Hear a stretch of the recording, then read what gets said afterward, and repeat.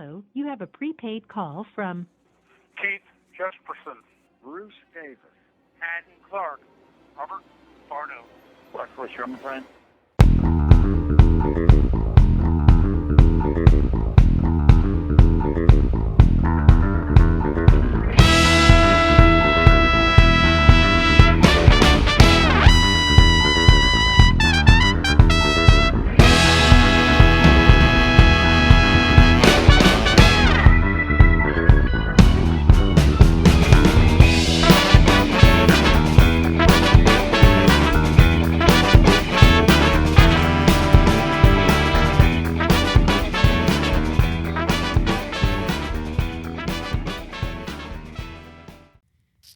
Hey, everybody, welcome to another edition of The Lighter Side of Serial Killers. I am your host, Keith Rovere. I'm back.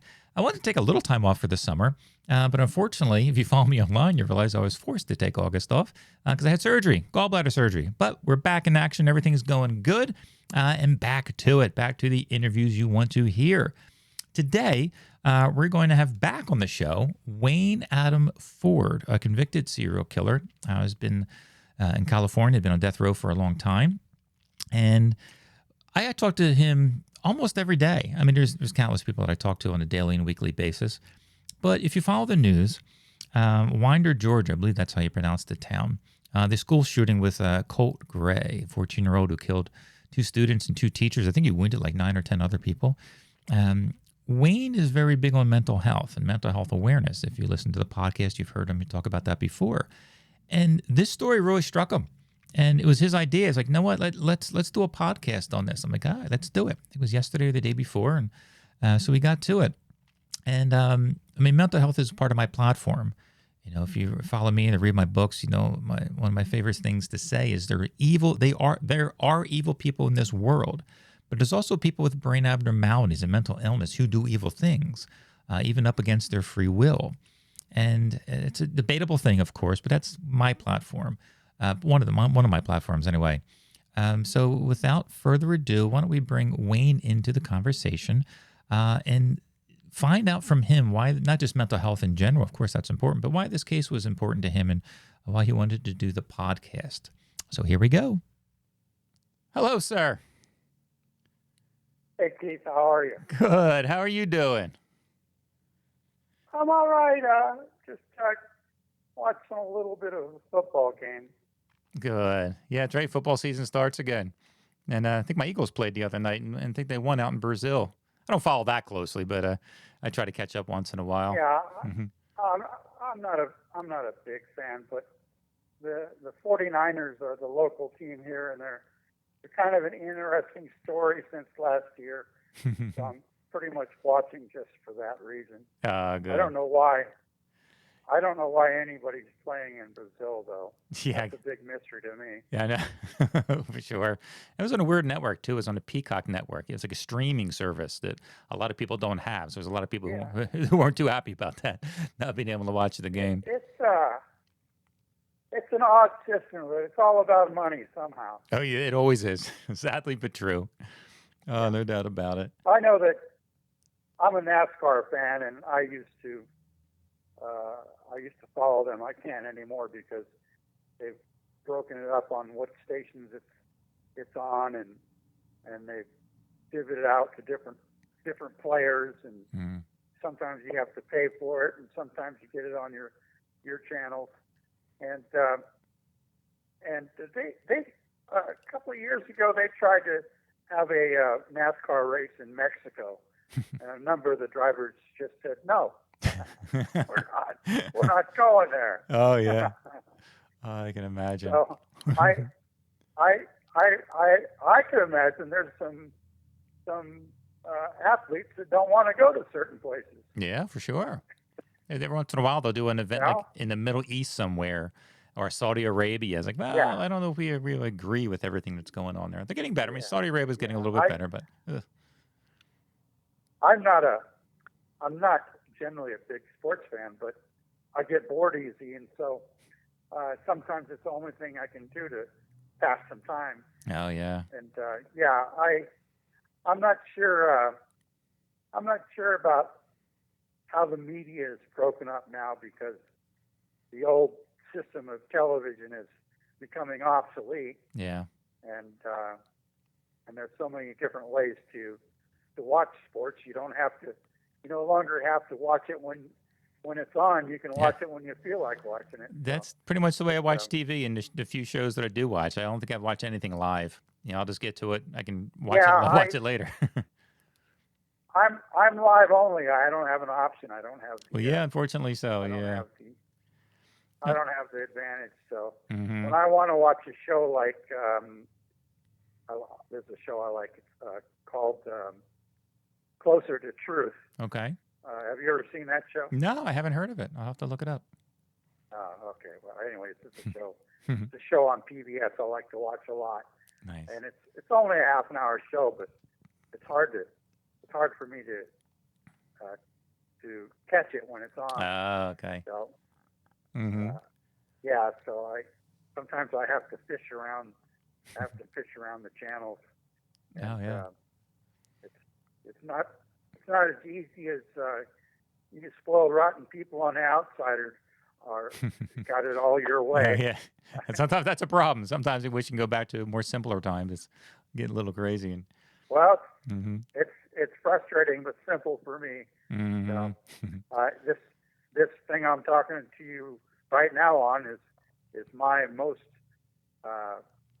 technologically advanced piece of equipment that I've seen in the 27 years Sure. Yeah. I've been locked up. Oh, yeah.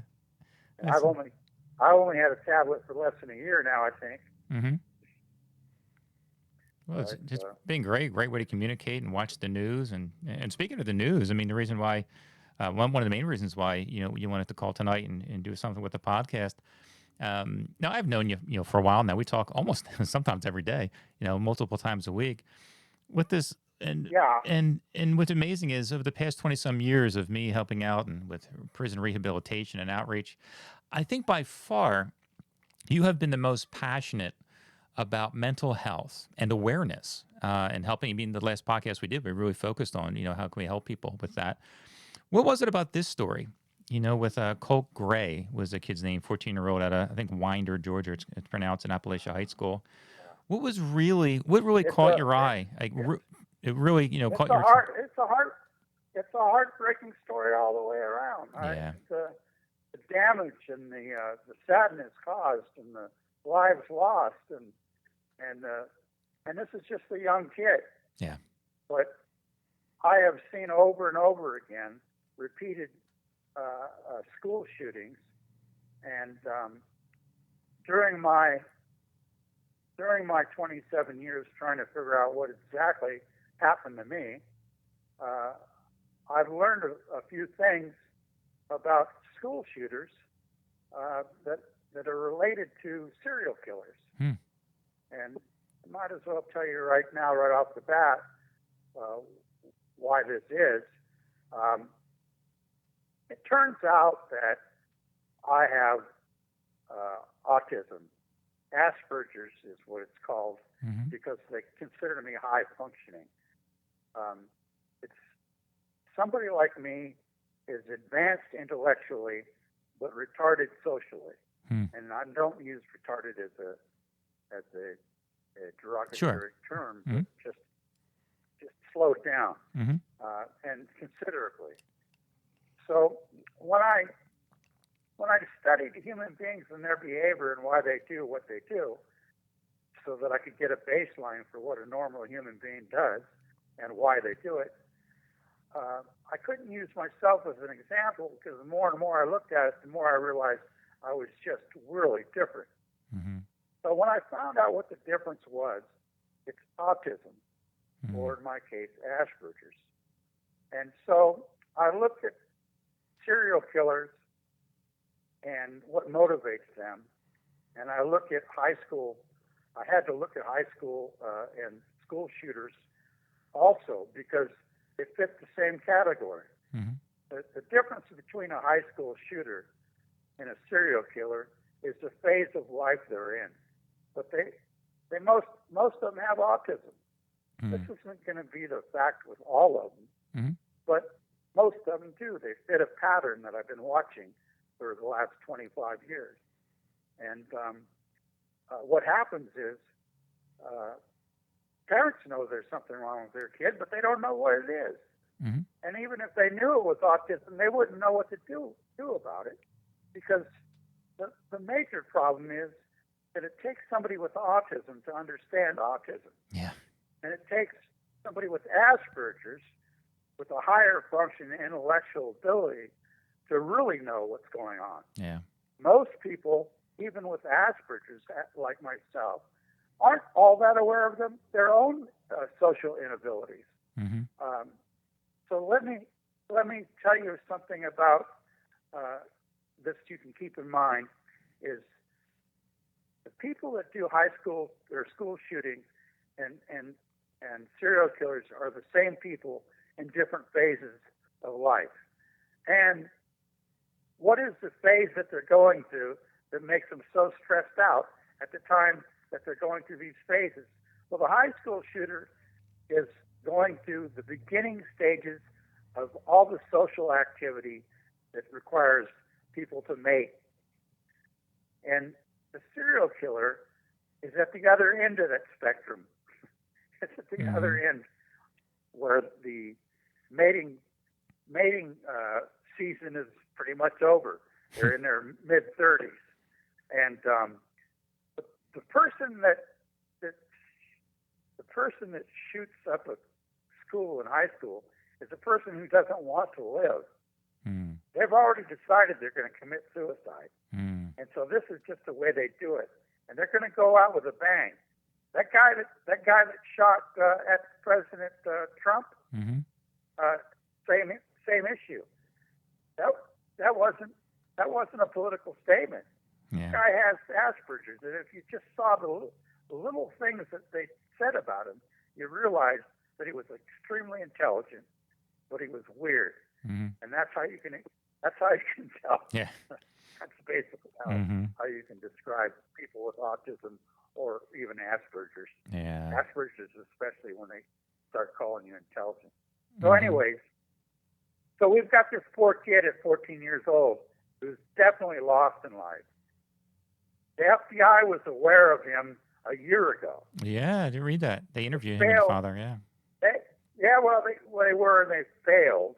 They failed to recognize what I've known for the last couple of decades. Yeah. And that is, this kid has autism. He has problems socially. He's entering a very dangerous phase in life for a kid like that in high school, where you're picked on, where you're ostracized, where you're turned into an angry young man. Yeah. And then you don't want to live. Mm-hmm. You don't think there's a future for yourself. Yeah. You don't see the future at that age. So you strike out. And this kid should have been shot. Mm. But he probably ran out of either bullets or courage when it came time to have the police take him out. Yeah. There's no way in the world he could have thought he was going to get away with that. It's true. It's just like the guy that shot at President Trump. He knew damn good and well he wasn't going to get out of there alive. Yeah. So these are actually suicide attempts. Sure. And when you mix in the So on the other end, I was going to say the grandfather had What? said that he didn't know much about the mental health, but he said the kid lived in an abusive environment as it was, mother and father with really bad drug abuse, in and out of jail. How much more impact does that add to somebody with autism when you live in that abusive environment? it destroys you. Mm. It makes you very, very confused. It makes it hard for you to get your feet on the ground. Mm. It makes you hard to understand that you have even a future. Mm. It's a hopeless life. Look, I had to leave my house when I was 15, and I had to feed myself, so I had to work 2 jobs or 3 jobs most of my life. Wow. I was a Marine at 17. Mm. I was a sergeant in the Marine Corps by 19. Wow. Did you know at a young Spent age? 6 years in the Marine Corps. Like I know there's also What's that? I know you also had an automobile accident or the bike accident. A lot of I people. did as a Marine. As a Marine, I stopped to help somebody out in an auto accident on the freeway. And according to a truck driver that saw the whole thing, some drunks swerved up and hit me while I was trying to help another automobile accident. What they did was they killed me. I was DOA, and then I woke up in the hospital, and I don't remember any of it. Wow. All I know is what they told me. But Well, I was in a coma. Oh. So I don't know whether it was 3 or 11 days in a coma. But it's a crappy story. But just recently, about a year ago, the VA finally acknowledged that they couldn't separate my mental health condition from my accident and my time in the Marine Corps. So they've given me VA benefits. Ah, okay. But it's a little too late because they kicked me out of the Marine Corps after 6 years of exemplary service. Wow. And said that I was a danger to personnel and equipment, and all attempts to take me off medication failed. So what did they do? They took me off medication and kicked me out with no further follow-up. Wow. So they were right. They were absolutely right. Yeah. I turned out to be a danger to both people and property. What is known today is a lot more than what was known way back then. Yeah. And what I know should already be known by the FBI, but apparently they don't know. They would have stopped a few of these long before they happened. Yeah. But I don't know how many. I don't know how many they have stopped. Neither do you. Exactly. What I was going to ask you was, how old were you? I'm assuming this happened like even before the crash, because I mean, sometimes you read an article and a documentary about you. Sometimes it all happened after the crash happened and a brain injury. But it sounds like you kind of always had this youth. I mean, how old were you when you realized that maybe your brain or the way you thought might be different than everybody else's? Or do you really realize that? You just thought everybody thought the way you did when you start realizing something might be a little different for me? I was about 45 years old and already been in prison for 10 years. Oh, no. Okay. Well, first thing I had to do to understand what happened to me is to understand what normal is. And when I found out what normal is, I realized I am not normal. And so I had to look at myself completely different. What was I it? had to see myself objectively in a way I had never seen myself before. So, what was the normal that you saw? Like I said, with that baseline, or when you realized what normal was, what was that? What opened your eyes? well, I've got a ninth grade education, so I didn't learn anything by going to college, which is a huge advantage for me because I don't learn the same things over and over again and learn the same mistakes everybody else learned. I figure things out for myself. Okay. And so when I figured out what makes people do things they do, I looked at things like politics, why people are on the left side and why people are on the right side. And I had to figure out what it was that made people different. What made a male different from a female? What made these gender differences? What is an adult? What is a child? Why are they different? All these things I had to look into and figure out what was what. So the main thing I figured out was that we do things we do based on a trilogy of factors. The first one is, let's call it 1, 2, and 3. The first one is we do things through instinct, which means we do what Mother Nature has told us to do since we've been one-cell animals, and we've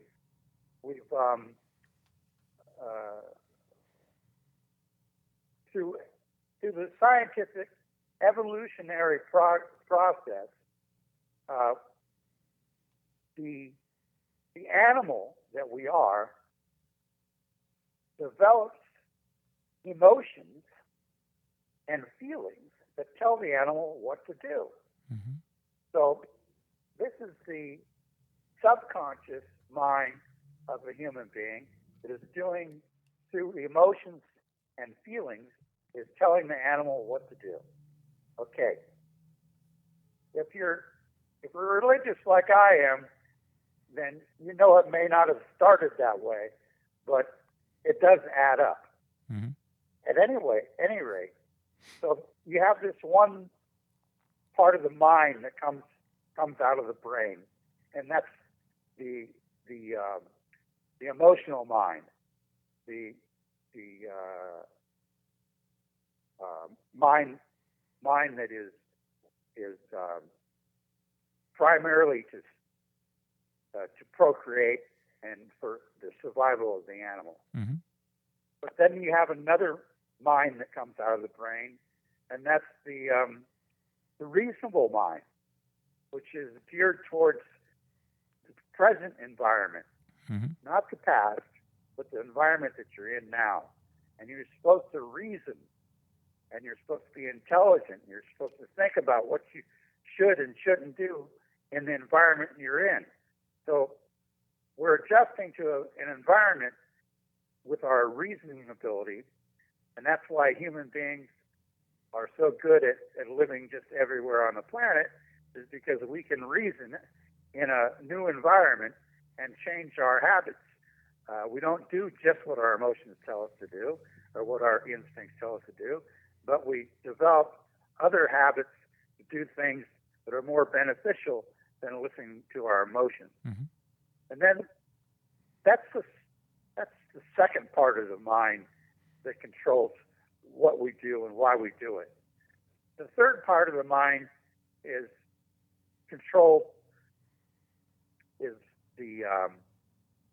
religion is in that part. I guess Mm-hmm. it's socialization. Mm-hmm. It's the social part of a human being, the culture.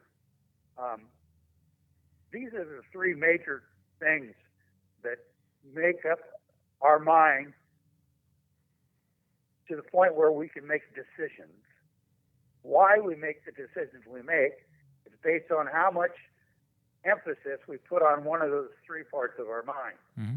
And if you look at people who vote liberal or conservative, you'll find out that liberals, for the most part, vote their emotions. They vote how they feel more than how they think. Okay. Conservatives vote how they think more than what they feel. Mm-hmm. And society and religion tells you which one of those you're supposed to do. Yeah. Mm-hmm. So there's a lot of variables. Yeah. So a normal human being has a normal way of thinking and going about their thinking duties and business, and you either come out conservative or liberal or somewhere in between, or Mm-hmm. ever-changing combination of the three things. What makes somebody like me autistic and Asperger's is that whether we're born this way or whether our environment makes us this way, it's probably both, Mm-hmm. to some degree. We're retarded socially, Mm-hmm. and we're intellectually advanced. This social retardation makes us stand out like sore thumbs and makes us targets for people who don't understand our behavior. Yeah. And one of the problems with our behavior is we don't understand it ourselves. Yeah. For whether it's nature or nurture, we don't have a good picture of our own selves. We don't mirror our own selves the same way other people do. Mm-hmm. We think other people see us the way we think they see us, Oh, that's a but good they point. do not. Yeah, that's a good point. They do not. Very They good point. do not. They do not. So you go through life with autism thinking that people see you one way when they do not see you that way. I've never thought of that, which is a great point, because one thing I was going to ask you, but I think you might even answer the question, is you mentioned earlier that those with autism are probably the best to speak about it. So I was going to ask, why do you think more people with autism, Asperger's, whatever part of the spectrum, or whatever, brain abnormality or whatever Well, let they me have? tell you why. Let me tell you why. What really bothers me is I was never diagnosed with Asperger's or autism. And it's not because the signs weren't there. Mm-hmm. It's because I had parents who didn't care. And Mm-hmm. my dad was a Vietnam fighting machine during the Vietnam War, and my mother was too young of a mother. And they had their own problems. Mm-hmm. they weren't concerned with mine. Yeah. So if you have a family like this poor kid had, that's in and out of jail and into drugs and all that kind of stuff, nobody's got time to diagnose him properly. Exactly. Yeah. Yeah, who cares? Yeah. Nobody cares. Mm-hmm. So the thing is that it should be found out in the school. These things should be tested for. Yeah. And I got to tell you, there are some very, very, very famous people with Asperger's. Mm-hmm. I'm going to tell you one of them that will shock you until you start looking at him and you realize that he's got Asperger's, and that's Donald Trump. I thought you were going to say Elon Musk. I was like, Elon Musk has something. Elon Musk has the same thing. Yeah. Mm-hmm. And so did Nikola Tesla. Mm. Nikola Tesla, you know who he is? I just know the word Tesla from the car, from the manufacturer. Well, it's not the car. The Tesla car name comes from a man. His name was Tesla. Okay. Anyways, he was a competitor for Thomas Edison. And he was smarter than Thomas Edison, but he was socially retarded. Mm. He was a lot smarter than Thomas Edison. Mm-hmm. And he died a lonely, broke man. Mm. Yet most of the inventions that he made, we use today. Wow. And that's why someone like Elon Musk named his car after Tesla. Because Tesla is far more important, far more intelligent than Thomas Edison was. Wow. Thomas Edison had the social skills and the ego and the ability to work the social system. But the one who really invented things were guys like Nikola Tesla. Okay. Now, the names you mentioned, and especially when you mention some school shooters or mass shooters, even serial killers, and guys like the Donald Trumps of the world, where I wonder for you, or even for them, from your personal experience of what you have studied about it, when you hear empathy or the lack of empathy, do you think that's tied to someone who has Asperger's or some form of the spectrum that they're lacking the empathy? Yes. Okay. The answer is yes. Mm. And now let me explain to you. It isn't that we don't have empathy. It's that we've never been given any. Mm. So we never developed it Mm-hmm. because nobody had it with us. Yeah. So how are we supposed to learn to give empathy to other people when everybody's picking on us, Yeah. when everybody's making fun of us? Yeah. You're always in the defensive, even at home with your parents. So how do you learn empathy when everybody's being mean to you? It's like a weight. I'll tell you what you learn. What you learn is hatred. I was going to say, it's such a weight that's put on you because of that. You can't carry that. You can imagine turning into hatred or the violence or to an explosion. It's What else? You do what you're taught to do. yeah. If people want to treat you badly all the time, and when you get home you never get a break from them, then how are you going to develop a healthy mind? Yeah. You're not. Yeah, it's powerful. You're just not. Yeah, it's very sad. So everybody who goes past the breaking point and does something extremely stupid, like a school shooting or a serial killing, is just the tip of the iceberg. Yeah. There's a lot more people who never get that far that are going through a miserable life because they haven't been diagnosed properly for their way of thinking. Yeah. And the truth is, some of the smartest people, if not all the smartest people in the world, have Asperger's.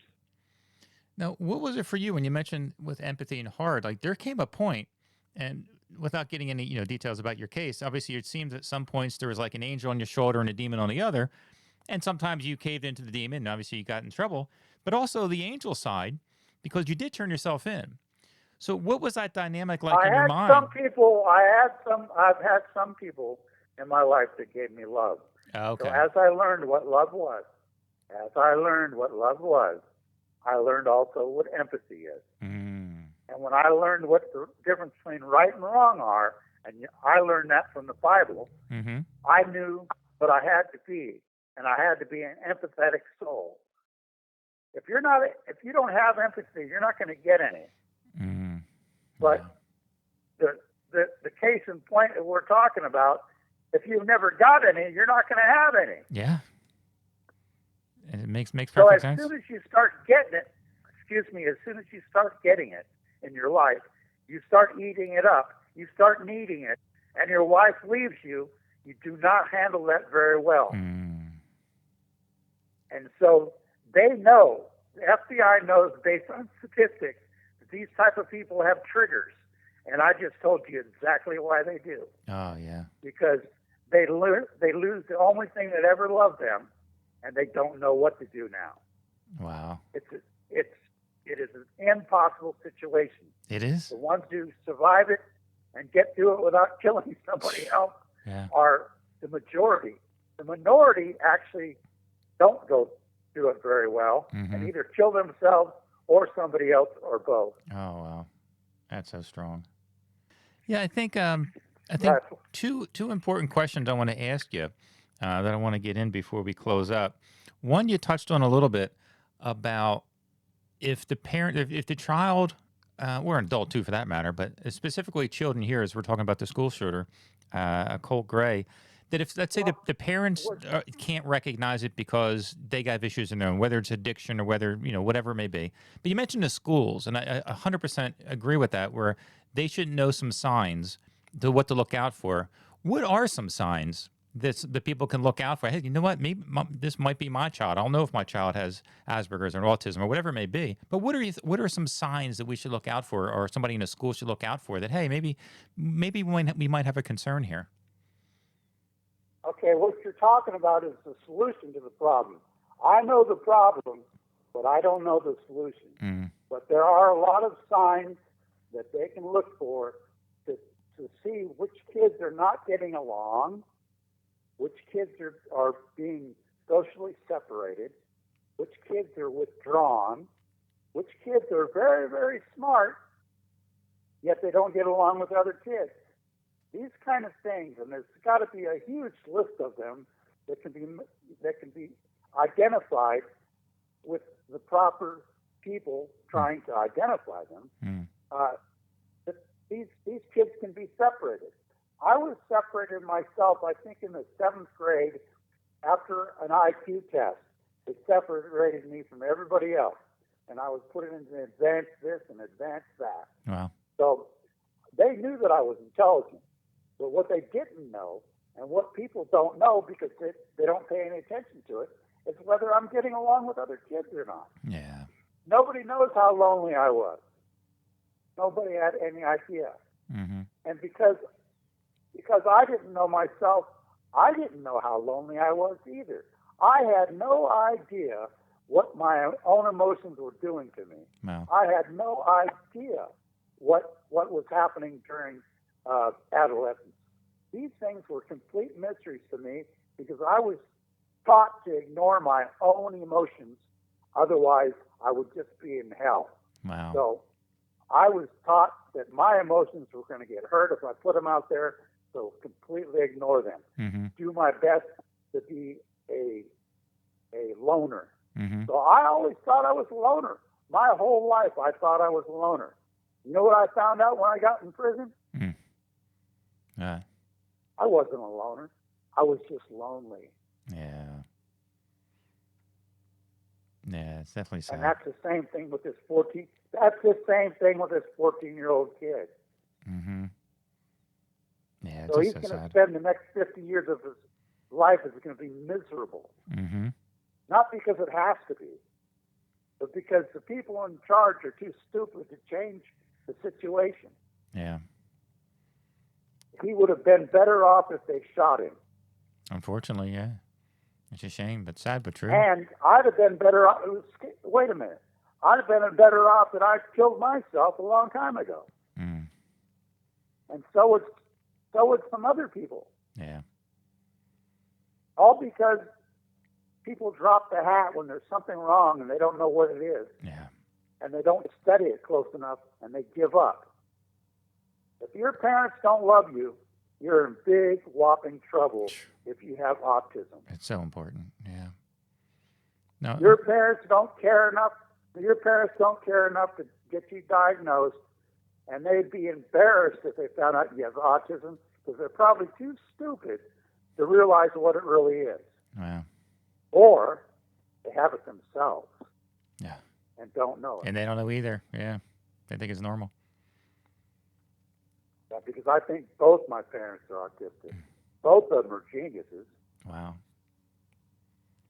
I mean, I know I have.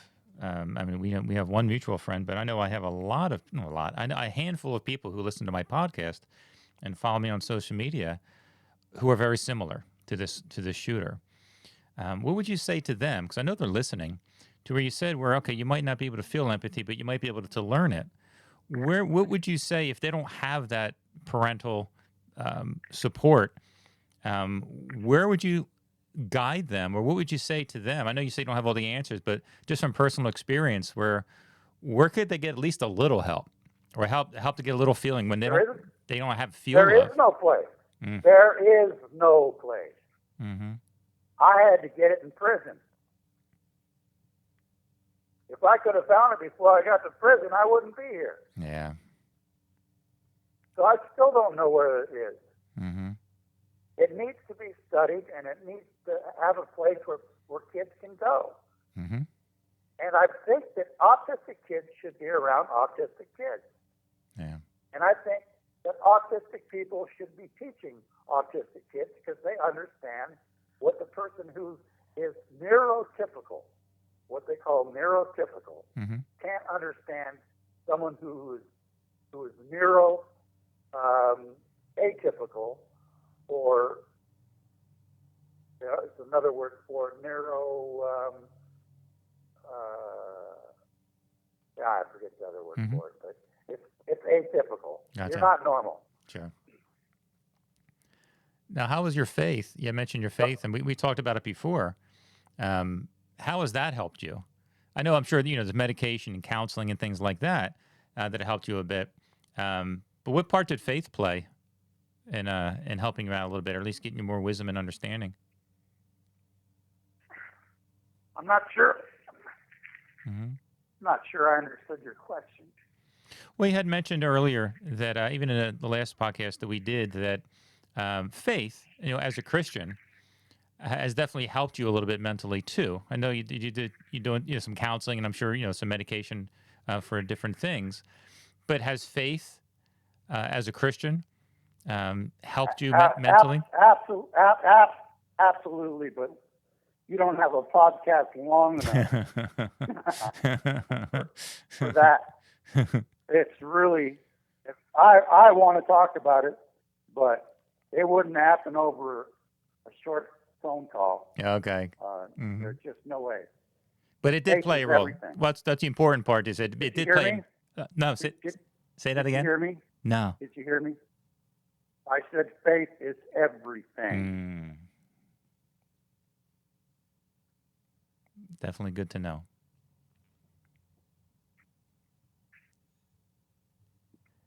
When do you have faith before a knowledge of faith, or in your case Christianity, before you got to prison, or is something that was brand new to you, years later after you got to prison? Very, very, very hard to explain me. But my mother is a German Jew. Okay. And she was born in the middle of World War II, in the middle of Germany. Wow. And all my family was wiped out on that side. Mm. And so I didn't have an upbringing where being Jew played any part of it. Okay. And I went to church a lot as a kid, but never with my family because they didn't go. Okay. So I found my way to church many, many times as a kid. Mm-hmm. And I've always believed in God. Oh, okay, good. I just never had enough. never had enough faith in God to follow what the Bible says. Mm-hmm. And so I've learned the hard way. Mm-hmm. But the nice, fortunate thing about the whole thing is no matter how bad my sins are, they're not bigger than God's sacrifice. Mm. So having said that, I can still go to heaven. Sure. Mm-hmm. And so I've already got a ticket there. I wish I could go today. Yeah. But unfortunately for me, God has some sort of plan for me still. Oh, yeah. And I've got to stick around. Yeah. I've got to stick around. Believe me, I want to kill myself, but I can't cheat because you can't cheat your way into heaven. Yeah. So I've got to stick around and do whatever it is. And it's probably nothing big. It's probably something little to help one person along the line, I guess. I have no idea what God's plan is. Well, I think he has. It's the only reason why. Well, I mean, I know people, that you've reached, through the podcast and for positive things. So it's certainly a few things, and that could be the reason, to keep reaching people for positive change, not just for faith and Christianity, but for mental awareness. I hope that's the reason. Yeah, for sure. I hope that's the reason. I mean, it's like I hope I'm not going to be. I hope I'm not going to be splattered on some wall just for special effects or something. kind of hoping for a better purpose. Oh yeah, no. So whatever it is, whatever it is, I deserve it. Mm-hmm. I got to take it, and I've been taking it. And I got to tell you, I've been in hell for 27 years. Yeah, I can imagine. And it's not easy being locked up. No, I can't. It's not easy being condemned. Mm-hmm. It's not easy being on death row. But I believe in God, and if it wasn't for God, I couldn't be doing this. Yeah. I would have killed myself a long time ago. Yeah. So. Well, I'm glad you're still here for Still one. I'm glad you're still here. Well, I have a lot of people that keep saying that to me, but I don't know if they know the truth. This sucks. Well, I don't doubt that at all. There's no doubt. I can't remotely even think of putting myself in your shoes to understand any of that, but I'm still glad you're here. Even my doctor, Dr. Lee, a couple of days ago, he saw me because I had gout, and he took me out of my misery and my pain, and he said, "Hey, I got to do a blood test for this, and I got to do a colorectal exam and check for that." And I said, "Nope, I'm not doing any of it." That's what he told me. Because I don't want to live forever. Yeah. I don't want to live forever. And he said, "Well, I don't want to live forever either." I said, "Yeah, but you have a good life, and I don't." Yeah, so it's a little different. He gave up. He gave up, Ah. and he didn't argue anymore about that. Oh, that's wild. So what would be, as we kind of wrap up, speaking on especially with the autism and the school shooters, I mean, I don't realize there's been, since Columbine, there's been a few before that, but there's over 400 school shootings since Columbine. I was reading today, just this year alone, there's 400 mass shootings, which means over two or more people are killed. It was basically averages out to about 2 a day, so far. So yeah, that's nothing, though. Excuse me, sir, but that's nothing compared to all the other handguns that have been killing people for years and years and years. But they don't say nothing about that. Well, this is what I was going to ask you. They want to use it as a well, I'm going to say this. They want to use it as a They want to use it as a political football. Mm-hmm. But the fact is that there is only category that I can tell you about is the school shootings and the serial killers, and the rest of it is it's other criminologies. They're going to have to look at the rest of them. Yeah. But I mean, there's gun control. I only know what I know. All right. We heard from Wayne. You never know when his time's going to get cut off. We have 15-minute phone calls, so I kind of edit this to sound like one long phone call. But his time just got cut off. But I think we got all the good stuff out there that we wanted to get. But Wayne does say goodbye. He wanted to thank me and thank everybody for listening, and do what you can to support mental health awareness. I mean, yes. I mean, we know who he is and what he has done, but that doesn't mean he can't help people. I know countless people who listen to the show, as we talked about, who have mental illness themselves and are struggling. And some of them, believe it or not, I put in touch with Wayne, and Wayne's actually helping them through. He doesn't like to take credit for it, but he's actually doing some amazing things in prison. Yes, a serial killer is helping people. Hoping one day to have David Berkowitz on the show. I talk to him regularly too. Charles Tex Watson from the Manson family. I know he's not going to be on the podcast, but I do talk to him regularly. And they have reached thousands of people from behind bars. So just because somebody has done horrible things in the past doesn't mean they can't turn their life around in prison, even though they're never getting out. Some of these men and women are never getting out, but they can still help people and still encourage people. So don't just write them off of just pure evil people, especially those with, like Wayne, with mental illness. He is trying. He's trying to help people. Obviously, getting the help that he needs himself, and he's certainly not there. He probably will never be there in a perfect state of mind, like a lot of the guests I have on who struggle with that. But I do want to thank Wayne and thank all you guys for listening and then continue to support this page. We got a lot more guests coming up. And again, do what you can to support mental health awareness. Just research first. Educate yourself, especially those with Asperger's and autism and any form of it, from psychopathy to autism, especially if you have a child who isn't making friends, isn't getting along, might be getting picked on in school. You don't want your child to turn out like Colt Gray or many of the other school shooters or mass shooters, or even if he's not a violent person, still get him the help that he needs. Don't just brush it off, and do what you can. All right. Thanks again for supporting the show. And until next time, see ya.